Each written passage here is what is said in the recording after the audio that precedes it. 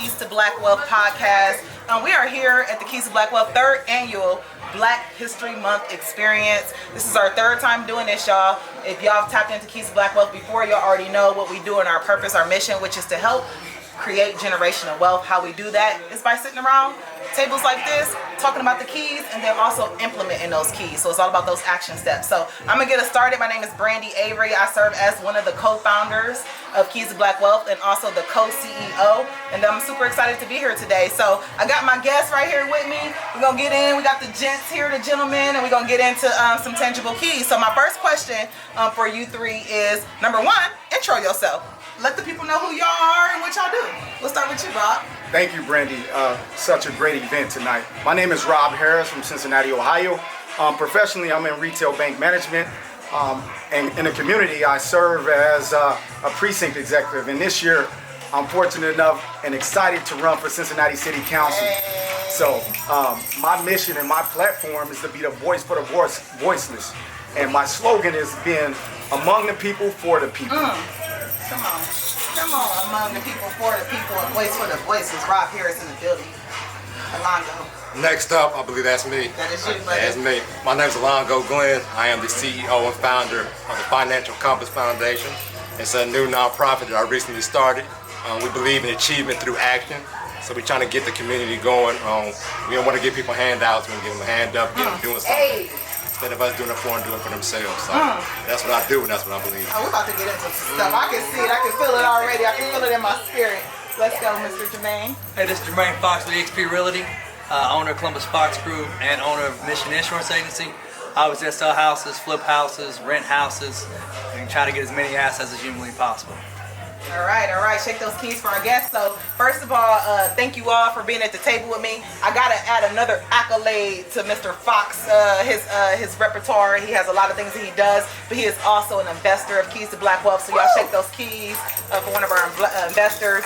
It's all about networking at this event, right? Global speed networking, building your brand, taking this network and being able to turn it into something. We can talk all day long, but if you don't turn that conversation into action, then we're kind of where we are, right? So just shout out to everybody for being at the table. So let me ask you guys, what do you do? So I know you just kind of talked a little bit about what you do, but Rob, talk a little bit. I know you have a new journey that's taking place right now. Tell us a little bit about that journey and what you plan to accomplish and why you are on that journey, most importantly. Hey, thanks for the question, Brandy.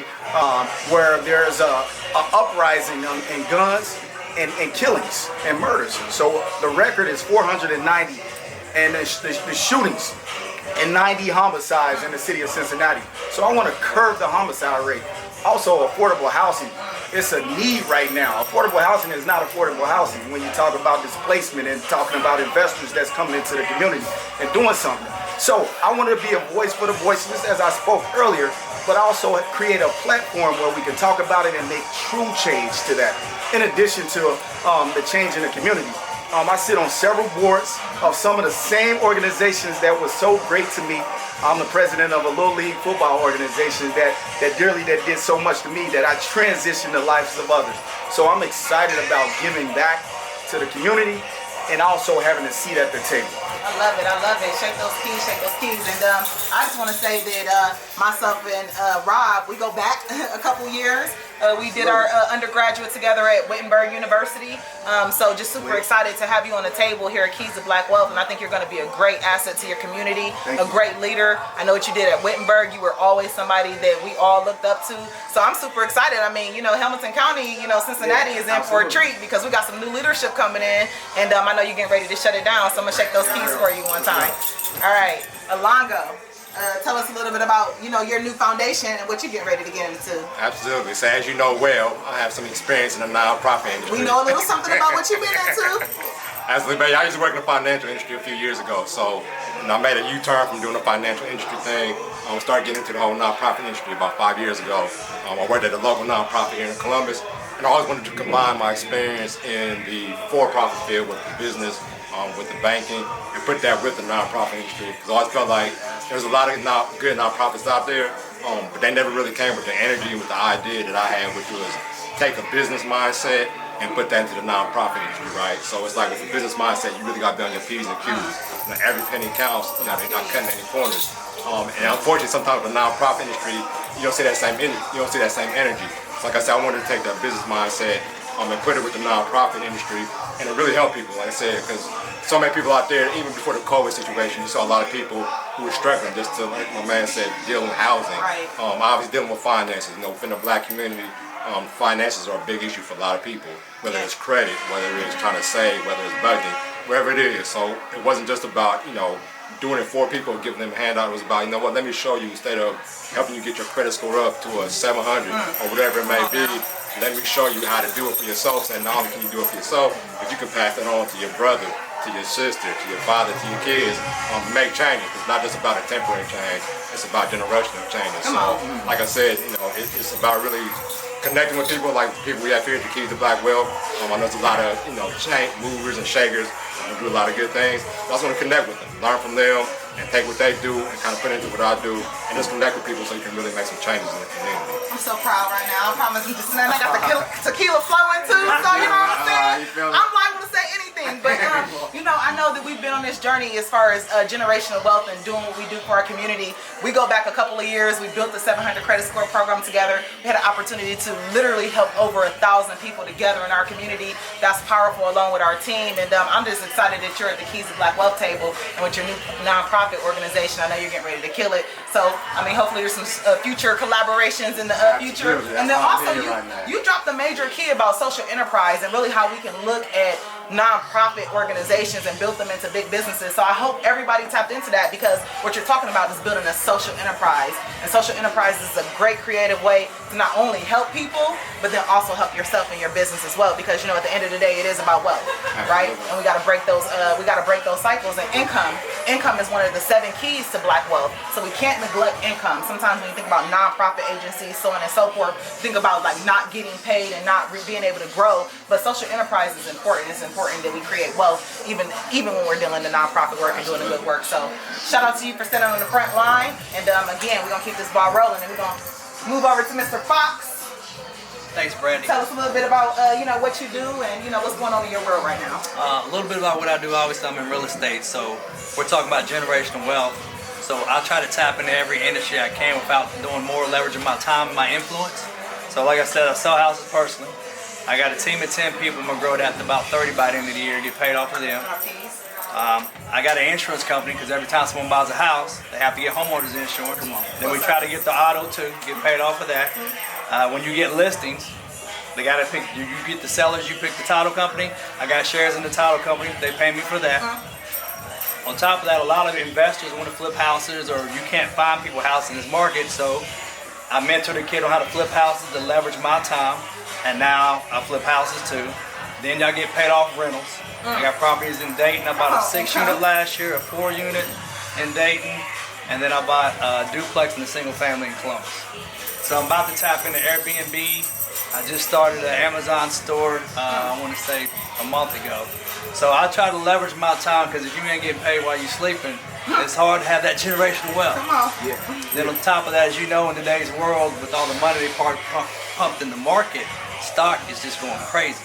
So I'm riding the wave on the crypto and everything like that right now, and that's been done very well for me. I think I made more money in these 2 months in crypto than I made all last year, which is crazy. Which to me, it don't even seem real, but I'm gonna keep riding it and keep growing. So I love it, and you know, talk about multiple streams of income. If you haven't read anything, everybody, please open up a book and read this man, Jermaine Fox. He literally just seven streams of income is what they say, but you literally got about like 20 or something like that going for you, you know. But it's dope, and I'm really inspired by you. I know you just had a huge sale, a huge accomplishment, and a real estate agent. Just real quick, I know it's a little off script. Lamar ain't down here, so we can do what we want to do. Tell us a little bit about your success that you just had as far as real estate is concerned. Oh yeah, I just sold my first $1 million house. So I got a video on Facebook and Instagram to see that video, to go toward that house. Pass it to him. Yeah. Get your keys, man. Get my Right, keys. you just gave him the keys. Right. Yeah, I mean. Yeah, I know. Yeah. And another thing we're talking about, generate. You got to own stuff, as we know. So we're in this cabin. So me and a few of my friends that I've known from high school, we just bought a cabin in Gatlinburg, a new build for $750 4 months ago, and they're selling for $845, and it's not even built yet. So it's went up 95 grand. And once again, the only reason I can take advantage of that is because it's ownership, which we all know. Right. So, gotta own stuff. Gotta own stuff. And they talk about the Amazon, man. My brother just invested in the Amazon about 4 months ago. The whole Amazon online rental store. So he got me to put some money into it too. So I know that's popping right now. Yeah, I mean you got to take advantage of people you know. We're all in business. Everybody talk. Every person I meet business wise, I'm like, how can I help you?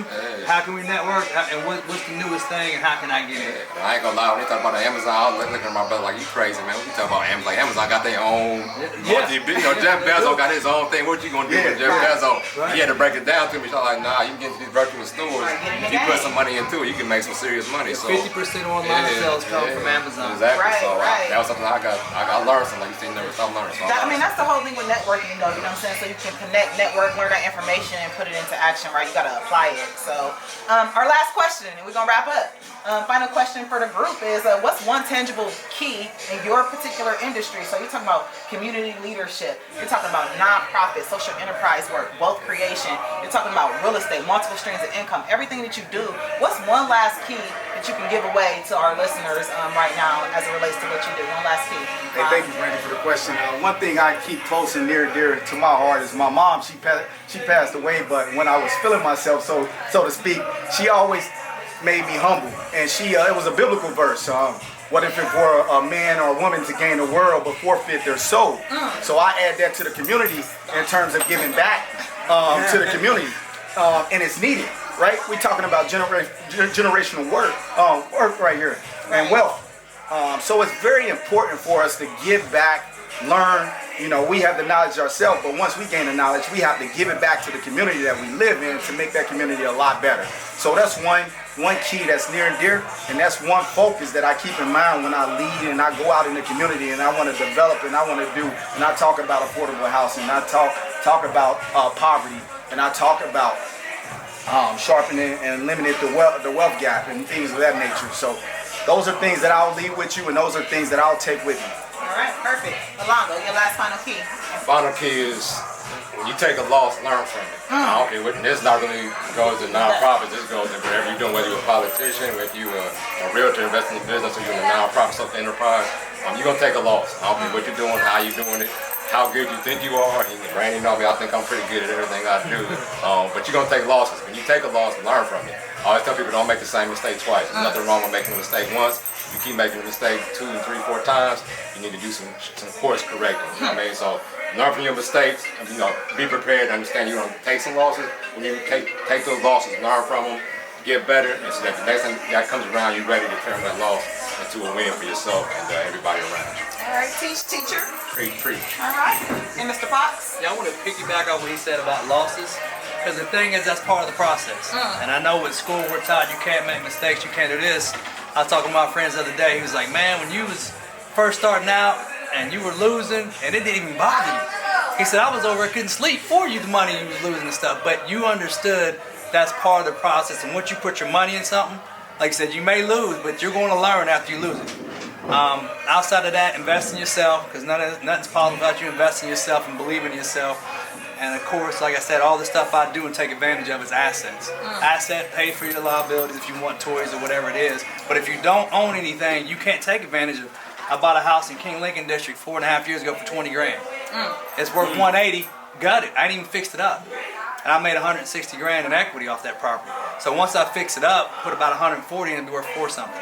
But once again, I own something. And that's the only way you can get ahead in this world is taxes, first of all. So you buy a house, get tax free, live there 2 years, you don't pay tax on that house. So, like I said, own stocks, houses, invest in businesses that you believe in, like Keys to Black Wealth. That part. Yeah, we got you. All right, y'all. Well, thanks for tuning in with me today. Sitting at the table. We're going to throw our final card down, you know what I'm saying? And thank you, gentlemen, so much for sharing your keys with the Keys to Black Wealth family. Everybody go follow us on all of our social media platforms. It's Keys2TO Black Wealth. You can find us on IG, Clubhouse, LinkedIn, Facebook, you name it, YouTube, on our podcast. And on Twitter, it's Keys2Black BLK Wealth. And thank you for tuning in to episode 6 of the Keys to Black Wealth and the Keys to Black Wealth Summit. We out. Check those keys.